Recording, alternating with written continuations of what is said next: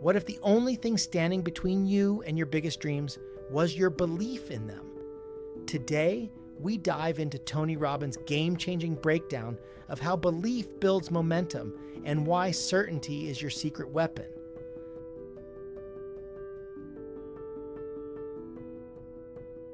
So, think about what's the holy grail between somebody taking action or not.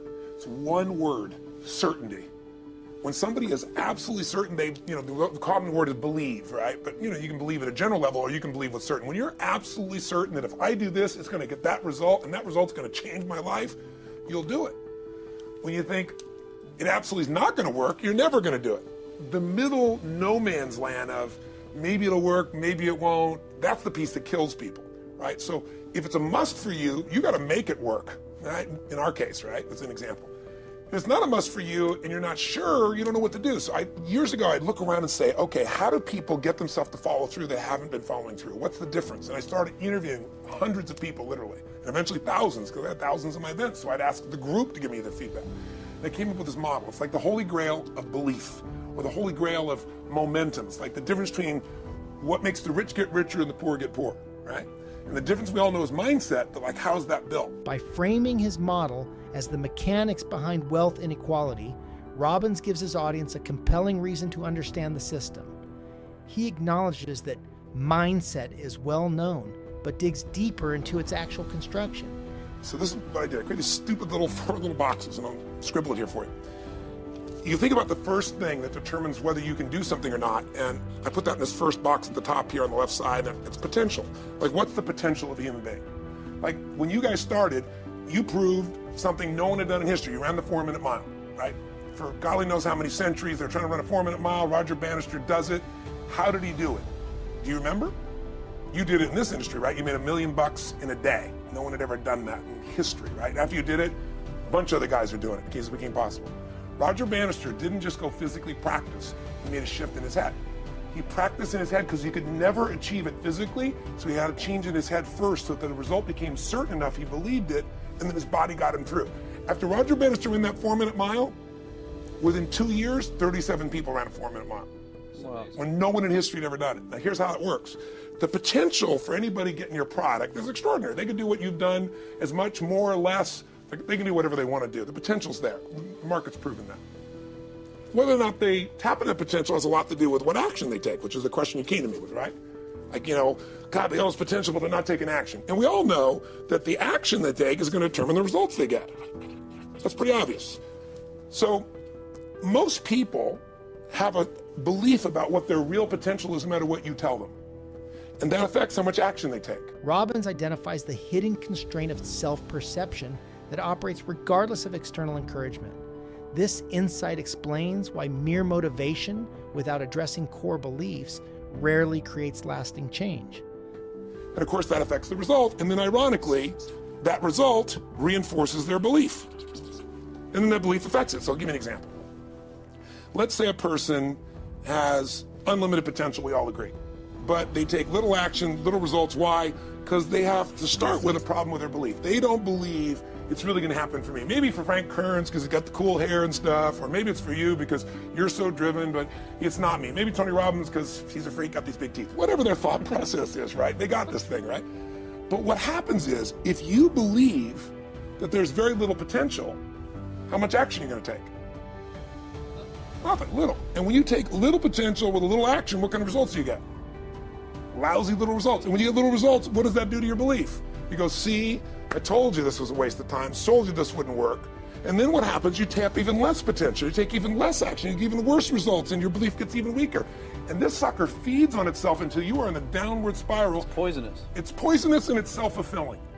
Now, what if something could happen that could come along and fill you with a sense of absolute certainty? Not like I believe, but where you know. In you guys' case, mine as well, we knew because we had to. Because we burned the boats. There was no other option. We had to find a way. We weren't going to live that way. We all did it in different ways and for different reasons, but in essence, that was it. If you get yourself in a state of certainty that this is going to work, I'm going to find the way, and if this doesn't work, I will make the way. This statement encapsulates the resilient mindset that creates inevitable success. Robbins distinguishes between passive hoping and active certainty, that commits to finding or creating solutions regardless of obstacles. Then you tap a lot more potential. And when you're certain in your potential, you take massive action. When you take massive action, you really believe in something, you get great results. When you get great results, your brain goes, see, I told you I was a stud.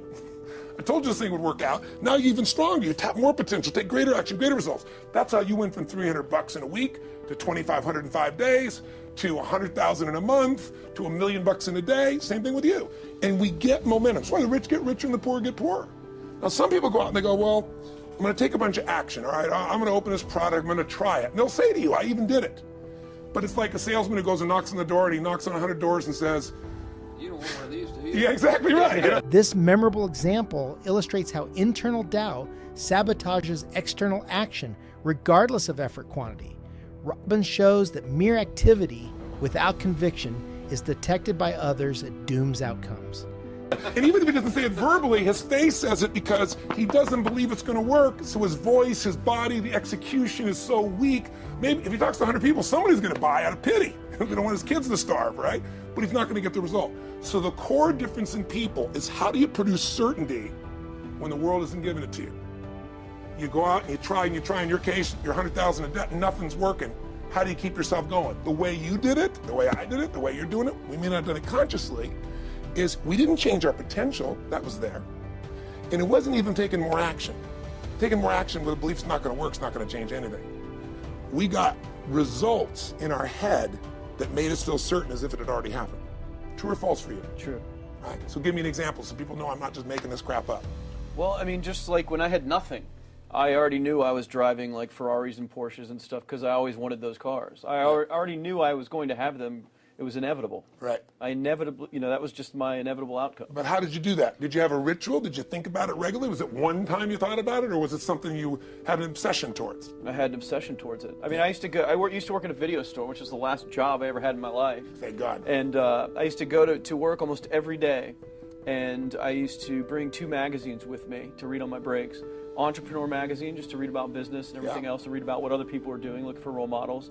And I used to carry an auto trader with me. And I used to look at Porsches that were for sale. Yeah. And people always used to ask me, what are you doing with that Auto Trader magazine? I'm like, well, I'm just picking out the Porsche that I'm going to buy. Right. Which probably got you a lot of crap. I did. People made fun of me. Sure. I actually had a boss at that job tell me, you really shouldn't do that to yourself, John, because it's very, very likely that is never going to happen. That it's very likely that you're never going to have that car. Yeah. That's the kind of belief he was trying to put in my head. And I was like, no, you don't realize that it's inevitable that I will drive here sometime in the near future with that car when I'm not working for you. This anecdote demonstrates how certainty requires rejecting others' limiting beliefs about your potential. The story shows the emotional satisfaction that comes from proving doubters wrong through unwavering self-belief. And drop movies off for you to put back on the shelf. And that actually happened. And it was one of the most fulfilling days of my entire life. And the great thing was, when I pulled up in this car, I was in my mid-20s. Yeah. A car that most mid-20s. What kind of car was it? It was a Porsche 911 Turbo. It was a convertible and everything. It was a beautiful car. It was one I always dreamed of having. But for a few years I always circled the ads of which ones I was going to buy. Well, when I finally got it and I pulled up at the store, I had all these people. Some people that were still working at this $7 an hour job were there years after I left. And I'll never forget this, even the boss and stuff, and the reaction of the people was like, wow, that is awesome. Yeah. Is that your dad's car? And all I said to them was, not exactly. Good for and you. I just smiled and just left. But it was, it's the weirdest thing, but I just knew it was going to happen. But you knew it because I conditioned myself you to did it over and over again. Yeah. When I was in high school, I was not a popular kid, but I was passionate and intense, and I'll never forget. Some particular girls gave me some crap, and a guy too. And I wrote in their journals or their annual yearbook at the end, I wrote, someday, I said, you treated me like hell. Someday I'll be rich and famous, and you'll be an effing truck driver. And you'll be sitting there, I'll be with this beautiful woman of my life, rich, and you'll be watching me on television thinking, you wish you would have treated me better. I actually wrote this shit in people's annuals because I went to a 10-year high school reunion when people showed me this stuff, great. Right? But it's like, I burned the bridges, baby. I was like, this is how it's gonna be. So I'll give you a perfect example of this. They did studies, many have been done at this element, where they want to say, how much does the mind affect performance? So take basketball. I've worked with a lot of NBA players and turned them around, and one of the problems many of them have is they'll choke on the free throw line. Well, everybody knows in that case, if you normally shoot really well and now you're not, something's interfering, something's getting in front of your state, some uncertainty, right? Obviously. So they take a group and say, we're going to make them better. How do you make somebody better who has got this mental block? So they take a group of guys and they're going to do free throws, and they do one group where they just practice for 6 weeks. Totally intense practice. I forget the number of free throws, but they got to do this many free throws every day. Take a second group and they have them not practice at all. Obvious. And they take a third group and they don't let them touch a basketball. All they do is have them practice in their mind, but the key is it's not practice makes perfect, it's perfect practice makes perfect, as corny as that sounds. So these guys see themselves making the shot every single time, conditioning their mind and body that it's perfect every time. They're not interrupted by a reality that would screw with them. So at the end of 6 weeks, they tally it up, and now they give them a test to see who has the highest free throw percentage, success. What do you guess it's going to be? Well, the obvious person says, obviously, it's not the guys that didn't practice, but which one is it? The mind, or is it the ones that actually practice? Assuming the mind. Yeah, you would assume it because it's true. Right. You intuitively know the truth. That practicing's not enough. It's getting yourself so certain so many times that now when you go to do it, there's no hesitancy and you execute. It's having that absolute certainty that makes you tap your full potential, take massive action, get massive results, be reinforced having stronger belief. This is what makes somebody a star at anything. If this breakdown of Tony Robbins' certainty principle sparks something in you, don't let that energy fade. Hit that subscribe button right now to get more insights that transform knowledge into action. Smash that like button if you're ready to develop the kind of certainty that creates inevitable success. Drop a comment below sharing one area where you're going to apply absolute certainty in your life this week. And don't forget to hit that notification bell so you never miss our next video, breaking down the psychology of high performers. Remember, what you visualize with certainty today creates your reality tomorrow.